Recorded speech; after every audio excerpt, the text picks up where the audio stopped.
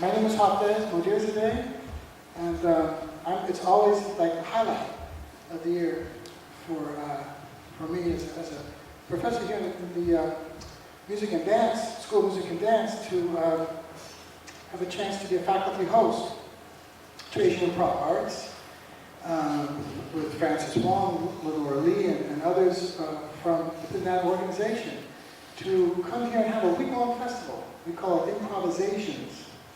And before I hand this mic over to Francis to explain the rest of today's event and this week, it just gives me a chance to thank Francis Wong and the Asian Improv Arts for all of these years. For us, it goes back to at least 1987. We've been working together in a way that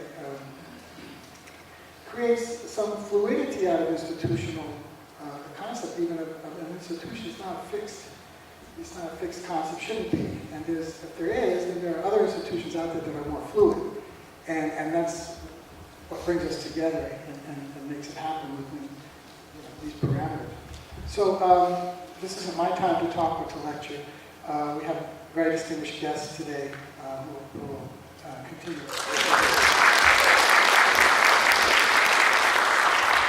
Thank you, Hafez. The feeling is mutual. And really thankful to continue to have the relationship with San Francisco State.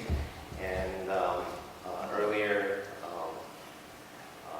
Wesley talked about ethnic studies, the third world strike, and the fact that it all began here. And we wouldn't really be able to have this kind of presentation if it wasn't for those folks. And I think, Chris, where's Chris? There you are. He's one of the original strikers. How about a hand for Chris Fujimoto?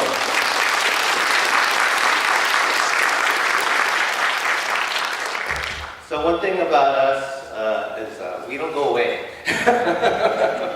Once we're in, we're going to make the best of it, and just as you're going to hear a little bit from Dr. Odo, you're going to hear precisely how we stay in it. And so I just wanted to just say a couple things, because we've been doing this improvisations kind of institute, forum, concerts, discussions, I think since 2003. And so it's our way to provide some insight, because we don't always, when we give concerts, we don't always give an opportunity to provide context.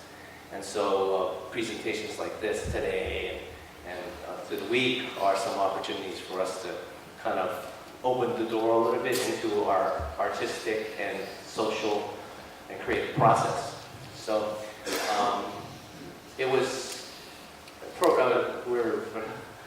John Carlos, professor of American Indian Studies, is going to join us today, but his daughter is sick today, so he's tending to her. So I asked Hafez to play a little bit as part of the program, and it just so happened that he was already on the road, and so he didn't have his horn with him. And so he said, could I bring one? So I said, wow, this is appropriate to what we're talking about this week, which is about collections and documentation and archive. And so